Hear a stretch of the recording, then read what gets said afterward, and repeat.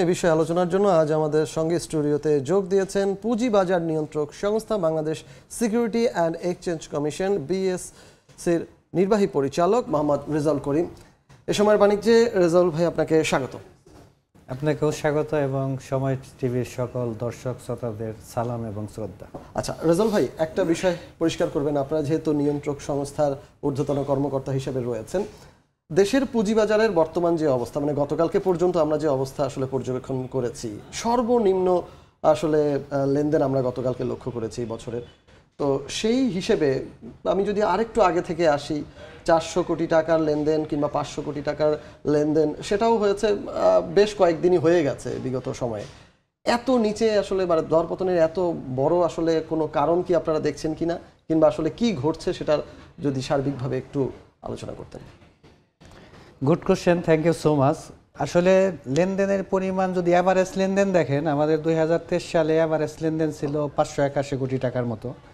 আর গত last trading day পর্যন্ত মানে আমাদের 2024 সালের অ্যাভারেজ লেনদেন 632 কোটি টাকার মতো। সেই দিক থেকে চিন্তা করলে এবং বিগত 5-7 বছরের সাথে যদি কম্পেয়ার করেন, লেনদেন কিছুটা ইনক্রিজিং ট্রেন্ডে আছে।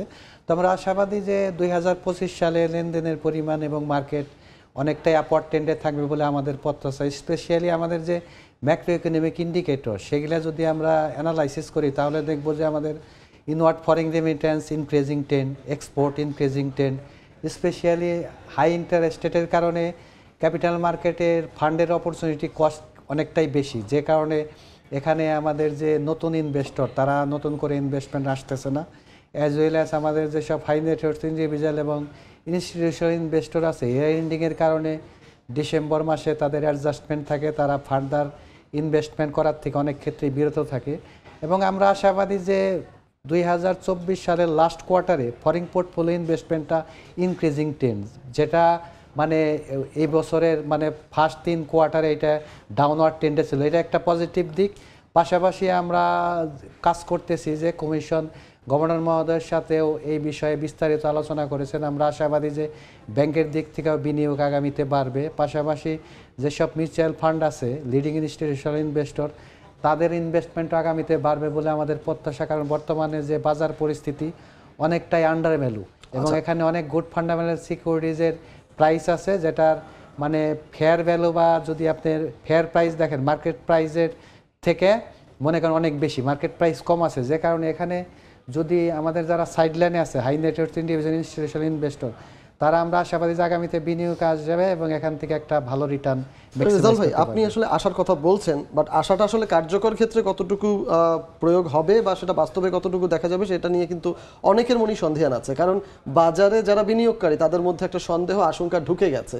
তাদের আশঙ্কাকে দূর করার জন্য আপনাদের কোনো পদক্ষেপ নেওয়া হয়েছে কিনা, বা আপনারা আসলে ভালো ভালো প্রতিষ্ঠানকে বিনিয়োগে আগ্রহী করে তুলছেন কিনা, বা এই বিষয়ে আপনাদের পদক্ষেপ কি, সেগুলোর কোনো স্পষ্ট ধারণা দেবেন কিনা?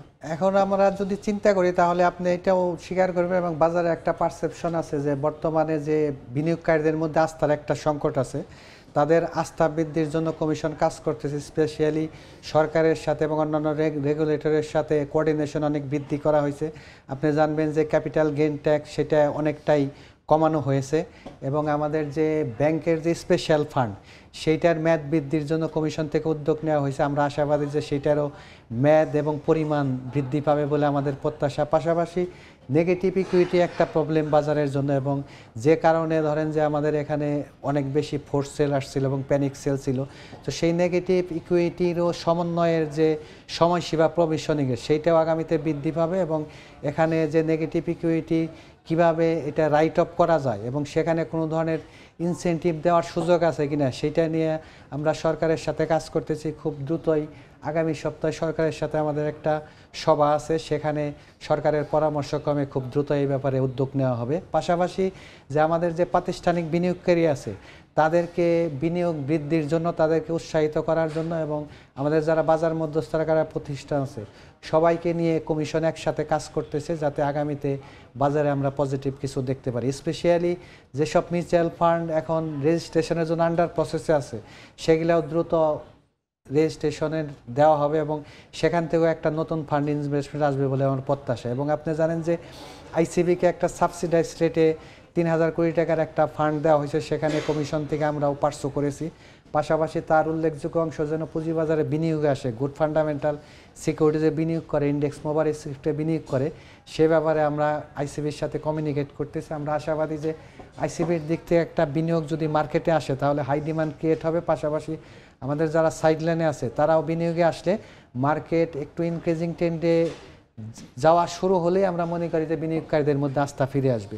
পাশাপাশি আর দুইটা পজিটিভ দিক বলবো যে আমাদের এখন ফোর্স সেল একদম নিম্ন পর্যায়ে, কারণ ফোর্স সেল আর ডিউ নেই, শুধু নেগেটিভ ইকুইটির বিষয় ছাড়া অন্যগুলো আর ডিউ নাই। এদিক থেকেও মানে ফোর্স সেল আসার সম্ভাবনা খুবই কম এবং আমাদের ফরেন পোর্টফোলিও ইনভেস্টরদের সেলও একদম শেষ পর্যায়ে, আর নতুন করে সেল আসার সম্ভাবনা কম। এখানে নতুন ফরেন পোর্টফোলিও ইনভেস্টর সার্চ করা হচ্ছে, আমাদের যারা ফরেন ট্রেড করে যেসব ব্রোকার। আমরা আশাবাদী আগামীতে এদিক থেকে বেশ কিছু নতুন ফান্ড ইনজেক্ট হবে। আচ্ছা রেজাল ভাই, আরেকটা বিষয় স্পষ্ট করবেন, শেয়ার বাজার কারসাজি এইটি আমাদের জন্য আসলে পুরনো শব্দ নয়। আমরা বিগত কয়েক দশক ধরেই এই ব্যাপারটা দেখে আসছি এবং শুনে আসছি, শব্দটার সাথে পরিচিত। এই শেয়ার বাজার কারসাজিতে যারা জড়িত তাদেরকে কিন্তু আপনারা মাঝে মাঝেই চিহ্নিত করছেন, চিহ্নিত করার পরে তাদেরকে জরিমানা করে শাস্তিটা দিচ্ছেন।